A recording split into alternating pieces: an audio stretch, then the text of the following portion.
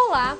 O que você pensa quando você ouve falar em robótica? Provavelmente em projetos de tecnologia de ponta com cálculos complexos que exigem conhecimentos avançados, certo? Mas essa visão está muito além da realidade. É sobre esse assunto que o Conexão Conhecimento de hoje vai falar. Você vai conferir como os robôs aumentam a motivação dos alunos para aprender conteúdos curriculares que despertam o interesse pela tecnologia. E para nos trazer mais informações sobre o assunto, recebemos aqui no estúdio João Olegário de Souza, coordenador da Engenharia de Computação e do curso de Engenharia Elétrica da Unicinos. Também conosco Felipe Gesla, coordenador do projeto de robótica do Colégio Pio XII de Novo Hamburgo. E ainda Pedro Henrique Melo de Souza, aluno do 3º ano do ensino médio. E você, quer saber mais sobre esse assunto? Começa agora mais um Conexão Conhecimento. Projetar, montar e programar robôs já faz parte da realidade de muitos estudantes pelo país. E aqui na região não é diferente. A atividade, que engloba matemática, física, conceitos de estruturas e engrenagens, tem sido a aposta de muitas escolas para desenvolver diferentes competências entre os alunos. Bom, então primeiramente nós vamos dar as boas-vindas aos nossos convidados de hoje. E eu gostaria de começar com o professor João. Então, quais são os benefícios que os alunos recebem, né, ao entrar em contato com esse universo da robótica na escola? Pessoal, bom dia. Então, além da parte de conhecimentos na área de mecânica, eletrônica, física, matemática, a gente também tem chamados conhecimentos, qualidades pessoais. Então, a gente tem o trabalho em equipe, tem iniciativa, tem dedicação, a parte de tentar inovar nos projetos. Então, além de ter os conhecimentos na área de engenharia, na área de exatas, né, acho que extrapola para a parte de qualidades pessoais. Bacana. Bom, e Felipe, na escola de vocês, então a robótica educacional surgiu em 2002. Então, por que a instituição resolveu apostar nisso?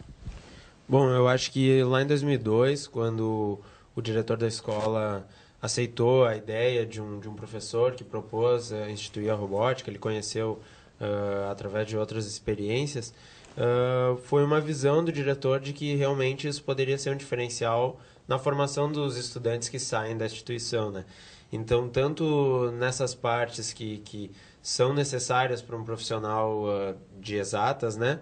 Mas como também em outras partes que a gente acaba não trabalhando tanto em sala de aula, o colégio enxergou uma possibilidade de se trabalhar, que é dentro do laboratório, trabalhando em equipe, trabalhando com prazos, com metas, né, com recursos ilimitados, estimulando muito a criatividade dos estudantes. Então, a robótica lá no colégio, ela proporciona esse lado do trabalho que, às vezes, na sala de aula não é tão fácil fazer, né?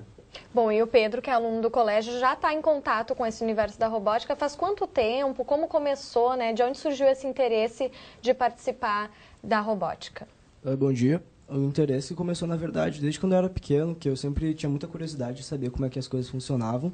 Então, quando eu me mudei para o Rio Grande do Sul, que eu morava em São Paulo, eu descobri que tinha robótica no colégio. Então, isso foi um dos principais motivos para começar a estudar nesse colégio. E quando eu entrei na 8ª série, eu comecei a fazer a robótica e eu comecei a desfrutar desse mundo que ainda não conhecia direito, que eu só tinha por curiosidade. Então, o primeiro contato foi muito legal, eu gostei bastante, tanto até que isso me ajudou bastante em auxiliar de qual curso eu quero fazer na faculdade. Então, já escolheu o curso ou ainda não? Ainda não, estou em dúvida entre dois que tem ligação direta com a robótica, que é a engenharia mecânica e a engenharia de controle e automação. Olha só, que Bacana. legal, né? E, Pedro Henrique, então, qual é a tua motivação para continuar em contato com a robótica?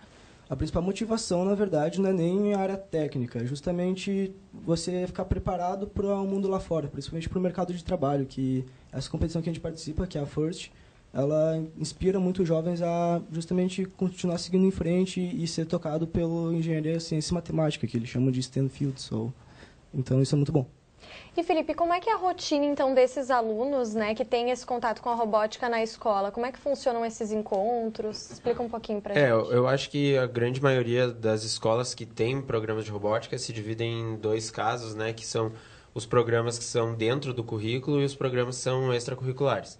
Lá no nosso colégio a gente tem as duas coisas, então até o 8º ano do ensino fundamental, ano que vem até o 9º ano, eles têm robótica dentro do currículo. todos os alunos têm contato em algum momento da trajetória deles com robótica, né? E aqueles que a partir do ensino fundamental realmente se interessam por isso e já enxergam que pode ser uma possibilidade no futuro deles, eles têm a opção de participar dos grupos extracurriculares no ensino médio e também no ensino fundamental já tem os grupos extracurriculares, que aí são equipes de competição, que são o pessoal que quer desenvolver algum projeto científico nessa área. Então, funciona mais ou menos assim. Os alunos têm aulas durante todo o seu ano letivo e aqueles que optam por fazer parte dos grupos extracurriculares têm encontros semanais, às vezes um pouco mais, dependendo se está chegando perto de uma competição, de algum evento. Intensifica. Mas a logística é mais ou menos assim. Então, acredito que a maioria das escolas também trabalham assim, ou grupos extracurriculares com encontros semanais, ou dentro do currículo mesmo, aí todos os alunos têm acesso a essa disciplina, né? Vamos chamar assim. Bacana. E professor João, qual é a sua opinião, então? Como é que deve ser essa metodologia de trabalho? É legal essa questão de inserir no currículo ou através de oficinas mesmo, no contraturno? Eu acho que isso que o Felipe colocou, né, de ter tanto o extracurricular quanto o curricular é importante, né? Então a gente tem, como ele falou, várias instituições que apresentam os dois métodos de trabalho, né? E é importante incentivar os alunos a participar. É mais uma forma de ter um horário extra-classe, né, em troca de turno, né, para que esse aluno, então, permaneça na escola, estudando, de certa forma, robótica, né, mas tenha conhecimentos agregados, como matemática e física. Então, de certa forma, já está fazendo até uma revisão do que se vê no próprio currículo.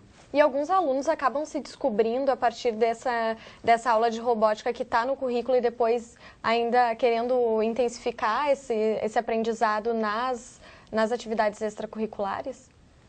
Sim, vários estudantes, às vezes a gente faz convites, né? A gente sempre abre as inscrições para participar dos grupos extracurriculares, convida os estudantes, às vezes nem são os que se destacam na robótica dentro do currículo, e eles acabam vendo fora daquele momento de aula que eles também têm potencial, né? Porque a gente sempre fala, para fazer robótica não precisa ser nenhum gênio, nenhum inteligente, tem que ter vontade de aprender. Às vezes parece algo tão distante. Exato. Não é, então, né? lá no colégio mesmo, a gente tem muitos estudantes que nem sempre têm as melhores notas na sala de aula, mas acabam desempenhando trabalhos muito bons dentro da robótica, né? Então, porque a gente tem um trabalho de uma maneira diferente, né? Claro, eles precisam estudar, eles precisam conhecer aquilo com que eles estão trabalhando, mas lá eles acabam desenvolvendo uma autonomia que nem sempre na sala de aula eles conseguem desenvolver, né? Porque é um mundo que eles têm que ir atrás.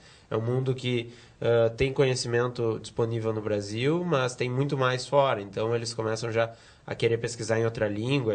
Então, eles se descobrem o prazer também de pesquisar e ver a recompensa quando funciona aquilo que eles fazem, né? Você concorda, Pedro? Não é uma coisa, então, de outro mundo? Realmente, você achava, de repente, mais difícil quando começou e depois descobriu que não era tão difícil assim?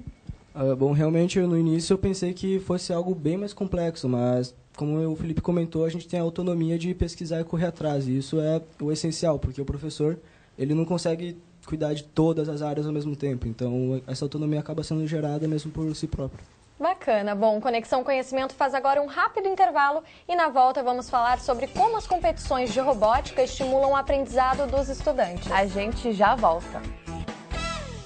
O Conexão Conhecimento está de volta e o programa de hoje fala sobre a importância do ensino da robótica para o incentivo ao raciocínio lógico e para a investigação científica. São muitos os campeonatos voltados para esse tema disputados atualmente no país. Entre eles está a Olimpíada Brasileira de Robótica. E eu acompanhei uma das etapas da competição realizada aqui na Unicinos e mostro os detalhes agora para você. Confira.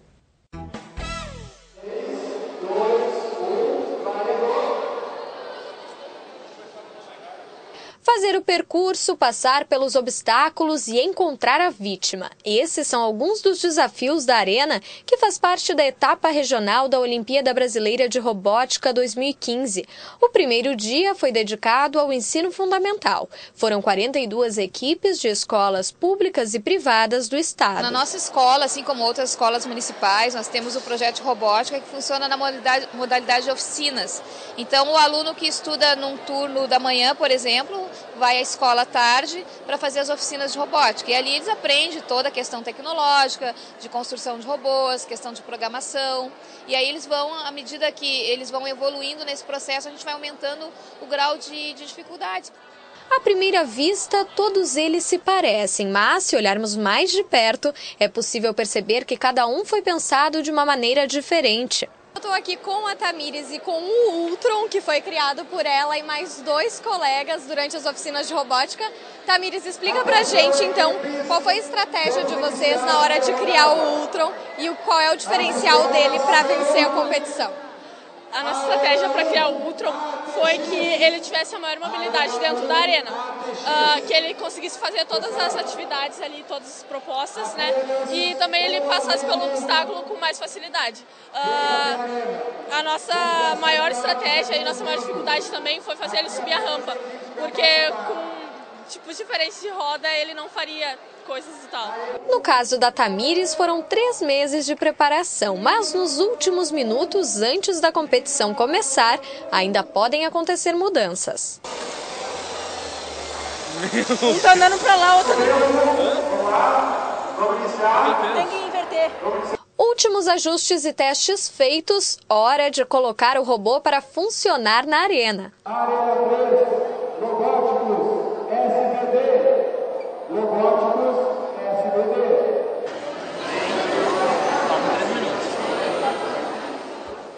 O principal problema que é proposto aqui é o resgate de uma vítima.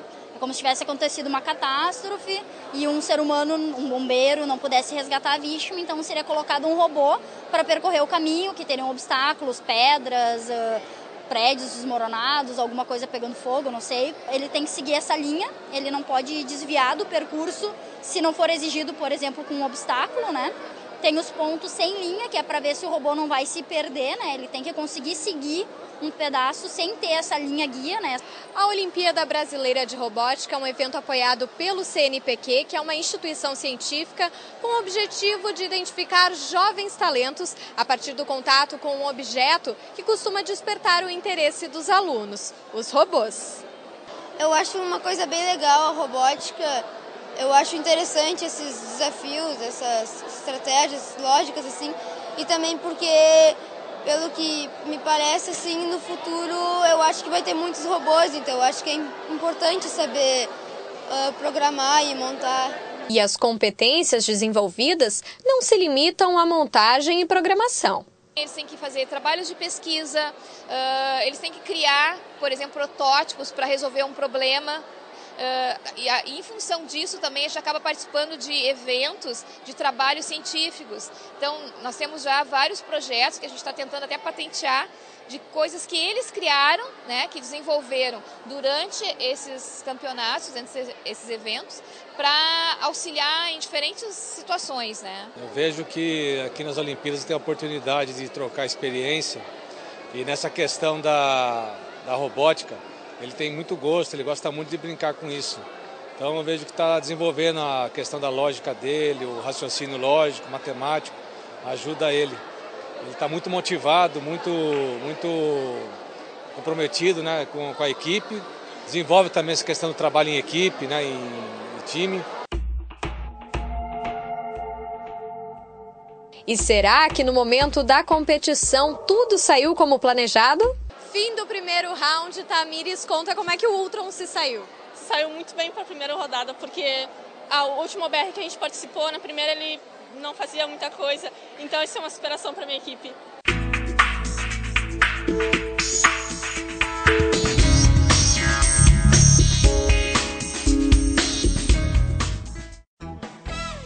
Foi muito interessante poder acompanhar essa etapa da competição, ver como os alunos são engajados realmente, né? E agora a gente retoma a nossa entrevista e querendo saber, professor João, por que é tão importante que as escolas participem desse tipo de competição como a Olimpíada Brasileira de Robótica? Existem várias categorias de competições, entre elas a UBR, né?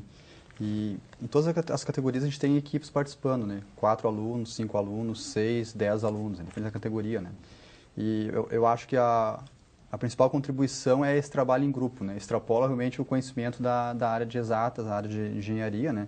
Então, esse trabalho em grupo, espírito de liderança, que alguém vai ter que puxar a equipe, vai ter que dar a última palavra, ou tem que dar a primeira palavra para poder incentivar, não vamos desistir, vamos continuar trabalhando, temos que terminar a montagem, falta um minuto para poder começar a nossa partida. Então, isso aí extrapola até o conhecimento da área, né? Então, são qualidades pessoais que eles vão levar para áreas que eles forem escolher, mesmo não sendo a área de exatas. E acaba motivando também os alunos, né? Porque até a gente viu na reportagem que a cada ano eles acabam se superando. A menina comentou que, vim aqui no ano passado, o robô não conseguiu passar por aqui, agora conseguiu, então para mim já é uma superação, mesmo não vencendo realmente, né? Aquilo já foi uma superação para ela. A gente também observa que a cada evento a gente tem um maior número de equipes, né? Então, esse ano o número de equipes, principalmente no ensino médio, né? Quase que duplicou, né, em relação ao ano passado, né? Olha só, tá numa crescente, então. Muito bacana. Bom, e Felipe, a escola de vocês, então, esteve presente nessa etapa estadual. Então, eu queria que você avaliasse um pouquinho a participação de vocês nessa competição. Estar presente, mais uma vez, na Olimpíada Brasileira de Robótica é muito legal porque é uma competição genuinamente brasileira, né? Então, a gente tem muitas competições que o nosso colégio participa, que são nos formatos de outros países, principalmente dos Estados Unidos, mas a gente tem que saber dar valor para o que é feito aqui também, né? Então, a Olimpíada Brasileira de Robótica é uma iniciativa muito interessante. Acho que a nossa primeira participação foi lá em 2007, já faz um tempão, né? E agora participamos de novo com uma equipe de bem novinhos, né? A gurizadinha. E eles sempre adoram, né? Porque para eles, independente se eles ganham ou não, para eles é uma celebração do trabalho que eles fizeram antes da competição. Então, o evento em si é o momento que eles vão ali para... Claro, eles querem ganhar, né? Mas aquilo ali a gente enxerga como o momento deles curtir, deles celebrarem todo o trabalho que eles já fizeram antes, né? Porque o aprendizado todo vem numa caminhada aquilo que eles vão fazendo, e aí chega no dia da competição e aí eles têm que mostrar aquilo que eles desenvolveram. Então, se eles ganham ou não, eles sabem aonde... O interessante é que eles consigam ver se, não ganhou dessa vez, bom, vamos melhorar o próximo evento. E é isso que a gente tenta trabalhar com os estudantes, né? E aqueles que vão bem, o interessante é que eles vão ter uma experiência a partir de agora, né? Então, eles se classificam para etapas nacionais, né? Para o evento nacional, que vai ser em Uberlândia, em Minas Gerais, e a partir dali eles podem conquistar vagas para etapas internacionais. Então, às vezes, um estudante que nunca imaginava em 1, 2 anos estar saindo do país, acaba tendo essa oportunidade de ir daqui a um pouco, ou simplesmente conhecer outro estado, né? A gente sabe que nem todo mundo tem essa oportunidade, e a robótica, ela proporciona isso, né? Claro, não é todo mundo que vai conseguir se classificar, mas vários vão além, e a gente tem muitas experiências, muitos relatos de estudantes que já conheceram o mundo todo através da robótica. Bacana. E Felipe, desde 2003 a Robótica Educacional do Colégio também participa da First Robotics Competition, que é a maior competição de robótica para ensino médio do mundo. Que diferença faz, então, para esses estudantes também participarem dessa competição, né? E qual é a importância da First? Essa competição, então, ela existe desde 1992, por aí, né?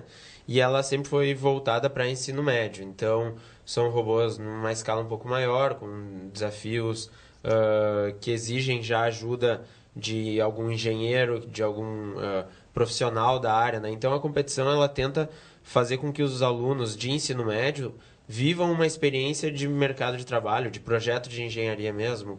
Eles têm que desenvolver em 6 semanas, com recursos bem limitados. Então, a competição ela tenta visar isso. E, além disso, tem toda uma parte, como o professor João já falou, das outras habilidades que eles acabam aprendendo, né? Então, além de viver um projeto de engenharia, digamos, eles aprendem as habilidades que a gente diz como as habilidades do século XXI, né? Ou aquelas coisas que são um pouco mais difíceis da gente mensurar. Não vai aparecer no boletim dos estudantes, mas a gente consegue ver que eles estão melhorando. Eles aprendem a se comunicar, eles aprendem a participar de uma reunião junto com um possível patrocinador, por exemplo. Eles aprendem a ter liderança, né? A não esperar que tudo venha até eles. Eles criam suas próprias demandas. Bom, agora ninguém me deu uma tarefa. Tem a iniciativa. Né? Exato, eles têm a iniciativa de ver que se eles não forem atrás, o tempo que eles têm não vai ser suficiente. Então, essas coisas não são tão fáceis de mensurar quando o estudante se forma no ensino médio ou se forma no ensino fundamental, se ele porque não tem nenhuma matéria que vai falar se ele está indo bem nisso ou não. Então, a robótica ela proporciona essas outras habilidades, né, que acabam acrescentando. E aí, se ele vai seguir para robótica, para áreas de engenharia, ok, ele já tem uma base. Se ele for para qualquer outra área, essas habilidades vão ficar com ele, né? Então, seja qual for, ele vai estar um pouco mais preparado para o mercado de trabalho, para a vida acadêmica e assim por diante. Bacana. E a gente falou também bastante sobre essa questão do trabalho em equipe. Pedro, como é que você encara essa questão do trabalho em equipe, né? Como administrar pontos de vista diferentes para alcançar um objetivo comum? O que mais facilita nesse quesito de ter diferenças é justamente o mesmo objetivo comum, que é ter um bom trabalho feito. Então, a equipe toda se une, vê as diferenças, tenta deixar o melhor possível, porque as diferenças elas são muito boas para a equipe. Porque se todo mundo tivesse uma mesma ideia, ou se tivesse só uma ideia, a gente talvez não conseguiria fazer o trabalho que a gente tem hoje. Então, a gente tenta sempre pegar todas as ideias, todas as diferenças e polir, assim dizendo, essas ideias e fazer o melhor trabalho possível. Então, acho que isso é o fundamental, assim, é saber escutar e saber dar ideias boas através das outras ideias. Sempre respeitando, né, a ideia um do outro. Bacana. Bom, Conexão Conhecimento faz agora um rápido intervalo e no próximo bloco tem mais entrevistas sobre robótica aqui no estúdio. É um instante só, nós já voltamos. Estamos de volta com Conexão Conhecimento. O assunto do programa de hoje é robótica na sala de aula. E quem nos traz informações sobre o tema durante essa edição é João Olegário de Souza, coordenador da Engenharia da Computação e do curso de Engenharia Elétrica da Unicinos, também com a gente Felipe Gesla, coordenador do projeto de robótica no Colégio Pio XII de Novo Hamburgo, e ainda Pedro Henrique Melo de Souza, aluno do 3º ano do ensino médio. Bom, e eles trouxeram então um robô aqui da escola para mostrar pra gente. Felipe, a gente quer saber então como esse robô foi pensado, como ele foi criado, quanto tempo isso levou. Explica pra gente. Então, esse robô ele é um pouquinho maior, né, do que aqueles que a gente viu na reportagem, porque ele é de uma outra categoria. Então, essa categoria é voltada para o ensino médio. Ele foi construído nas férias de verão do ano de 2014, em 6 semanas, né? Então, nós recebemos um desafio da competição e, a partir disso, todas as equipes do mundo têm as mesmas 6 semanas para criar, pensar, definir uma estratégia, prototipar e aí até desenvolver, né, testar, programar e enviar o robô para a competição. Então, são 6 semanas que todos os estudantes permanecem na escola, né, trocam lá a ida deles para a praia para ficar construindo o robô. E isso é um tempo, é pouco tempo para vocês, né, ou realmente é o tempo normal que vocês estão acostumados a trabalhar? O tempo é muito corrido, né, então 6 semanas, é um mês e meio que tudo isso tem que acontecer. Então, como a gente conta com a ajuda de, por exemplo, a gente precisa de uma peça que a gente não tem, a gente não consegue fazer, a gente tem que ir atrás de alguém que possa fazer pra gente, como patrocínio, né? Então, tudo isso vai atrasando. E aí, chega perto do final do prazo, a galera quer virar à noite, quer ficar até tarde para conseguir concluir a tempo, E né? até o último momento sempre tem uma alteraçãozinha ou outra. Sempre tem.